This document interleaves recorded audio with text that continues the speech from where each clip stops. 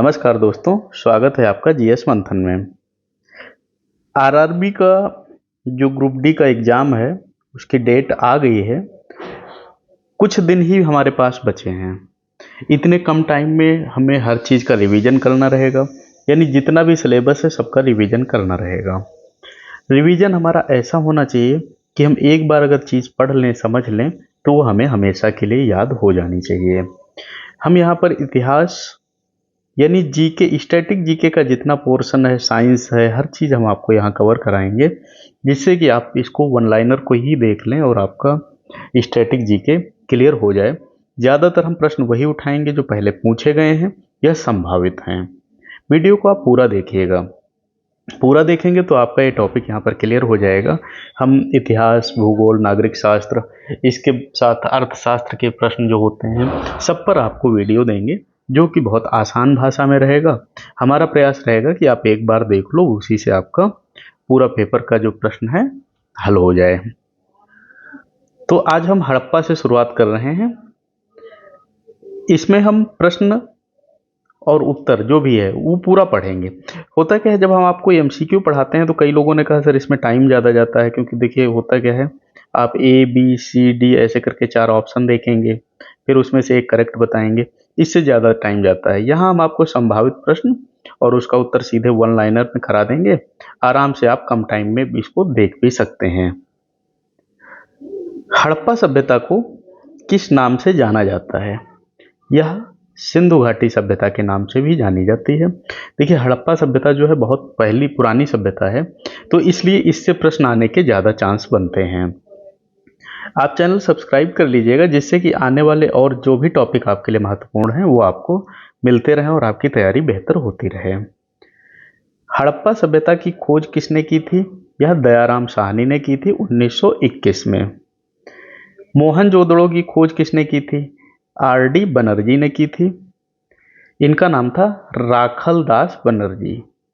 ये भी कई बार लिखा आपको मिल सकता है।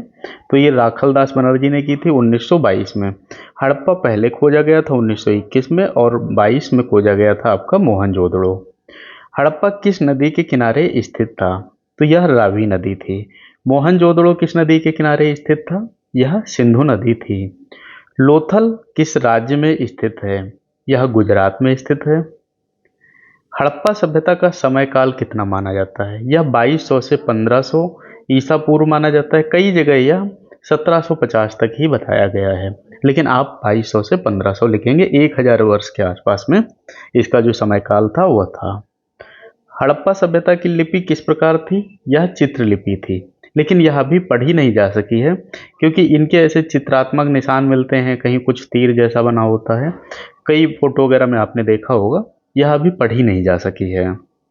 हड़प्पा सभ्यता में धातुओं का प्रयोग सबसे पहले किस धातु का हुआ था?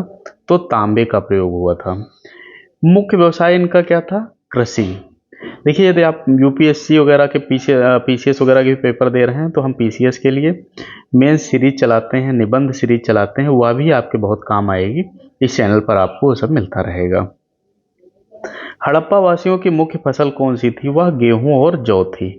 ये बहुत इंपॉर्टेंट क्वेश्चन है, फसल जरूर पूछता है। लोथल किसके लिए प्रसिद्ध था?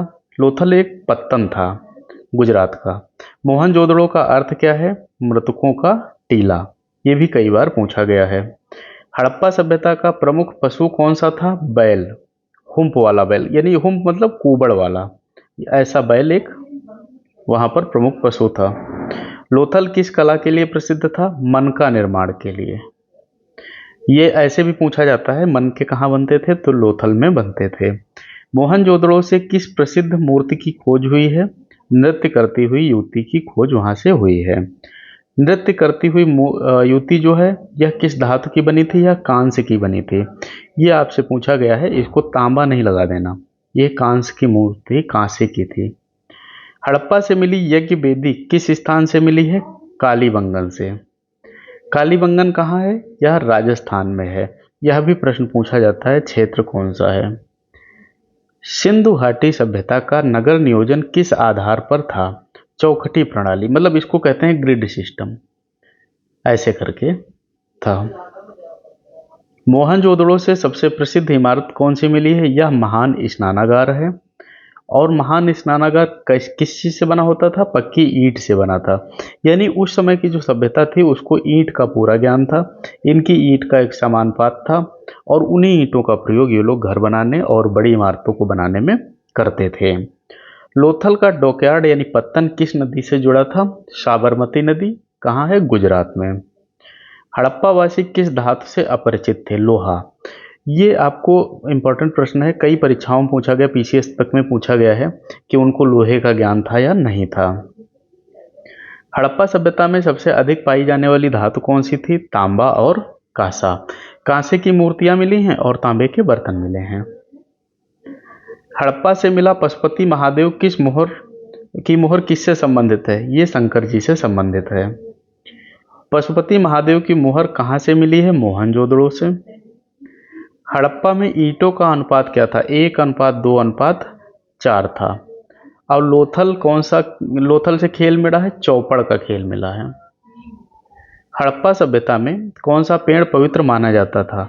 पीपल का पेड़। ये पीपल की पूजा करते थे, मातृ देवी की पूजा करते थे, ये लोग प्रकृति पूजक थे। मोहनजोदड़ो से मिला सबसे बड़ा भवन कौन सा है? यह अन्नागार है। ये भी महत्वपूर्ण है आपका। हड़प्पा में मृतकों का निपटान कैसे होता था? समाधि और अग्नि संस्कार दोनों से। बुर्ज होम वैसा जगह ऐसी हैं जहां पर कुत्ते को भी साथ में दफनाते थे, उसके भी समाधान मिले हैं। हड़प्पा लिपि अभी तक किस दशा में है? अपठनीय है क्योंकि चित्रात्मक है और वो चित्र अभी नहीं पढ़े जा सके हैं। सिंधु सभ्यता की मोहरें किस पदार्थ की बनी होती थी? यह स्टियाटाइट की बनी होती थी। किस नगर को सिंधु सभ्यता का मैनचेस्टर कहा जाता था? यह चहुंदड़ो था। ये पूछा गया है, आप इसको ध्यान रखिएगा, आपके आरआरबी में पूछने के फिर से ये चांस हैं कि चहुंदड़ो को मैनचेस्टर कहा जाता है। किस स्थान से रथ के अवशेष मिले हैं? यह हड़प्पा से मिले हैं। हड़प्पा सभ्यता में मुख्य कपड़ा कौन सा था? कपास का। कपास का प्रयोग इसका पहला प्रमाण कहाँ से मिलता है? सिंधु घाटी की सभ्यता से पहला प्रमाण मिलता है। मोहनजोदड़ो में मुख्य सड़क कितनी चौड़ी थी? यह लगभग 30 फीट के आसपास होती थी। हड़प्पा सभ्यता में कौन सी माप प्रणाली प्रचलित थी? दशमलव प्रणाली। और एक चीज आपको और बता दें, इनका जो बांट का सिस्टम था वो 16 के अनुपात में था। जैसे 16 आना कहते हैं ना, वो 16 के अनुपात में होता था। लोथल किस लिए प्रसिद्ध था? लोथल एक व्यापारिक बंदरगाह था, व्यापारिक केंद्र कह सकते हो। किस स्थान से तांबे का रथ मिला है? यह दैमाबाद से मिला है। डांसिंग गर्ल मूर्ति की लंबाई कितनी है? 11 सेंटीमीटर। इसको आप 2 फीट 3 फीट में लगा के आना, ये सेंटीमीटर में है। हड़प्पा सभ्यता के लोग किस प्रकार की ईंटों का प्रयोग करते थे? पक्की और कच्ची दोनों ईंटों का। हड़प्पा सभ्यता का सबसे बड़ा नगर कौन सा था? यह मोहनजोदड़ो था, सबसे बड़ा नगर यही था। स्नानागार भी यहीं से मिला है और अन्नागार भी यहीं से मिला है। किस स्थल से हथिनी की हड्डियां मिली हैं? तो यह कालीबंगन से मिली हैं। मोहनजोदड़ो का अन्नागार कितने कक्षों में विभक्त था? 27 कक्ष में विभक्त था। फैक्ट पर क्वेश्चन आपके पूछे जाते हैं, सीधा सीधा पूछ लेता है कि क्या था कितना था। करंट में भी वैसे पूछे जाते हैं, वो भी हम आपको पूरा पढ़ाएंगे। करंट भी हम आपको इतना पढ़ा देंगे कि आपको और कुछ पढ़ने की जरूरत नहीं रहेगी, उसी में से आपके 1 2 5 सवाल मिल जाएंगे। हड़प्पा सभ्यता में शेर का महत्व कैसा था? नगण्य, यानी शेर को जानते ही नहीं थे। घोड़े का महत्व कैसा था? कम प्रमाण मिले हैं, लेकिन क्या है, घोड़े के प्रमाण ना के बराबर ये भी मिले हैं। लोहे को भी ये लोग नहीं जानते थे बिल्कुल। सबसे पहले हड़प्पा सभ्यता का नाम किसने दिया था? जॉन मार्शल ने इसका नामकरण किया था। किस स्थान से नृत्य करती हुई युवती मिली है? यह मोहनजोदड़ो से मिली हुई है और इसका जो लंबाई है वो 11 सेंटीमीटर है, ये ध्यान रखिएगा। हड़प्पा वाली किस प्रकार के मकान हड़प्पावासी बनाते थे? ईंटों के। किस स्थल से आग पूजा के प्रमाण मिले हैं? तो यह कालीबंगन से मिले हैं। सिंधु सभ्यता में नगर नियोजन का सर्वोत्तम उदाहरण कहाँ से मिलता है? मोहनजोदड़ो से। जो मोहनजोदड़ो नगर था ये बहुत व्यवस्थित नगर था। किस स्थान से कपास के टुकड़े मिले हैं? मोहनजोदड़ो से। सिंधु सभ्यता के लोग किन किन धातुओं से परिचित थे? तांबा, कांसा, चांदी और सोना से। हड़प्पा सभ्यता का सबसे छोटा स्थल कौन सा है? आलमगीरपुर है। हड़प्पा सभ्यता में सबसे लंबा स्थल कौन सा है? मोहनजोदड़ो है। और किस स्थल से बैलगाड़ी की आकृति मिली है? यह हड़प्पा से हमें एक बैलगाड़ी की आकृति भी मिली है। अब बटुआ ताले कहाँ से मिले हैं? हड़प्पा सभ्यता से। लोथल से कौन सी खेल सामग्री मिली है? पासे मिले हैं। किस स्थल से बालिका की मिट्टी की मूर्ति मिली है? ये मोहनजोदड़ो से।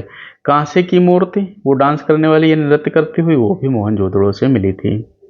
नृत्य करने वाली किस धातु से बनी थी? कांसा से बनी थी। कपास के बीज कहाँ से मिले हैं? लोथल से।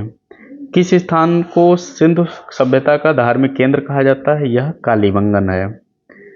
हड़प्पा सभ्यता के नगर किस योजना पर बने थे? ये ग्रिड सिस्टम पर बने हुए थे। किस स्थल से नालियों की उत्कृष्ट व्यवस्था मिली है? मोहनजोदड़ो से। हड़प्पावासी कौन सा पेय पसंद करते हैं? जौ से बनी हुई मदिरा को ये लोग पसंद करते थे। और जौ और गेहूं ये इनके जो है मुख्य फसलें थी। हड़प्पा सभ्यता में सोने का गहना कहाँ से मिला है? मोहनजोदड़ो से। इससे ये पता चलता है कि ये लोग आभूषण प्रिय थे। और जो और कुछ चीज़ें मिली हैं वो सब आभूषण पहने हुए मूर्तियाँ मिली हैं। किस स्थल से मूर्ति शिल्प कला के सर्वश्रेष्ठ प्रमाण मिले हैं? मोहनजोदड़ो से। किस स्थल से आभूषण बनाने वाले प्रमाण मिले हैं? तो यह चहुंदड़ो में मिले हैं। चहुंदड़ो ही मैनचेस्टर कहा जाता था। हड़प्पावासी किस धातु से अपरिचित थे? लोहे से। हड़प्पा सभ्यता का पतन कब होता है? लगभग 1500 ईसा पूर्व में। किस स्थल से भैंस की आकृति मिली है? यह मोहनजोदड़ो से मिली है। और घोड़े की हड्डियां कहां से मिली हैं? सुरकोतड़ा से। किस स्थल से ईंटों का बना हुआ कुआं मिला है? मोहनजोदड़ो से। किस स्थल से कंकालों का समूह मिला है? यह भी हमें मोहनजोदड़ो से मिला है। किस स्थल को सिंधु सभ्यता का बंदरगाह कहा जाता है? लोथल को। किस स्थल से खेलने की गुड़िया मिली है? यह मोहनजोदड़ो से मिली है। और पुरोहित की जो मूर्ति मिली है वह भी मोहनजोदड़ो से मिली है। इसमें आपसे कई बार ऐसा पूछा जा सकता है कि आधी दाढ़ी वाला जो मूर्ति मिली है वो कहाँ से मिली है? हड़प्पा सभ्यता में मुख्य धातु मिश्रण कौन सा था? कांसा। किस स्थल पर माप तौल के पत्थर मिले हैं? लोथल। किस स्थल से कपड़े धोने का घाट मिला है? मोहनजोदड़ो। ये भी बहुत इंपॉर्टेंट है, कई बार पूछा गया है। किस स्थल से बड़े बड़े अन्नागार मिले हैं? यह हड़प्पा से मिले हैं। हड़प्पा सभ्यता का नगर शासन किसके हाथों में था? नगर पालिकाओं के। किस स्थल से नाव की आकृति मिली है? यह हमें लोथल से मिली है। किस स्थल से पशु बलि के प्रमाण मिले हैं? यह कालीबंगन से मिले हैं। उस समय ऐसा लगता था कि पूजा के लिए या किसी और उद्देश्य से पशुओं की बलि की जाती थी। सिक्के मिले हैं हड़प्पा से। किस स्थल से सूत काटने की तकली मिली है? यह लोथल से मिली है। यह भी प्रश्न कई बार पूछा गया है। ताम्र निर्मित औजार कहाँ से मिले हैं? यह हमें हड़प्पा से मिले हैं। किस स्थल से चावल के अवशेष मिले हैं? यह लोथल से मिले हैं, लेकिन बहुत कम मिले हैं। गेहूं और जौ के प्रमाण तो मोहनजोदड़ो से मिले हैं और ये इनका मुख्य उपज थी भी। किस स्थल से कपास के प्रमाण मिले हैं? यह मोहनजोदड़ो से मिले हैं। किस स्थल से हाथी और गैड़े की आकृतियां मिली हैं? यह हड़प्पा से मिली हैं। धातु ढलाई भट्ठियां, मतलब जिनमें हम धातु ढालते थे और फिर उसका कुछ न कुछ आकार बनाते थे, वह हमें चहुंदड़ो से मिली हैं। किस स्थल से हाथी दांत के प्रमाण मिले हैं? मोहनजोदड़ो से। इसका यह भी मतलब होता है कि वो लोग हाथियों के बारे में अच्छे से जानते थे। किस स्थल से बड़ा स्नानागार मिला है? मोहनजोदड़ो से। बड़े बड़े मकान जो हैं हड़प्पा से मिले हैं। इनके जो मकान होते थे वो 1 मंजिल से 2 मंजिल तक होते थे। कुछ मकान हमें 2 मंजिल के मिले हैं और कुछ मकान 1 मंजिल के मिले हैं। इनके जो मकान थे वह पक्की ईंटों के ही बने होते थे। ऐसे करके बने होते थे, किनारे किनारे जगह छोड़ते थे और बीच में आंगन निकालते थे। कमरे की जगह किनारे किनारे छोड़ लेते थे। सांड की मूर्ति कहाँ से मिली है? हड़प्पा से मिली है। और हड़प्पा सभ्यता का सबसे दक्षिणी स्थल कौन सा है? दैमाबाद है। तो यह आपके लिए मुख्य हड़प्पा के क्वेश्चन रहे। अब कल हम पढ़ेंगे वैदिक। वैदिक के बाद महाजनपद पढ़ेंगे, महाजनपद के बाद मौर्य, गुप्त, ऐसे करके चलते रहेंगे और आपका रिवीजन इसमें होता रहेगा। चैनल पर नए हैं तो सब्सक्राइब जरूर कर लीजिएगा, जिससे कि आप आने वाले वीडियो आसानी से पा सकें और आपकी तैयारी बेहतर हो सके। मिलते हैं अगले लेक्चर के साथ। धन्यवाद।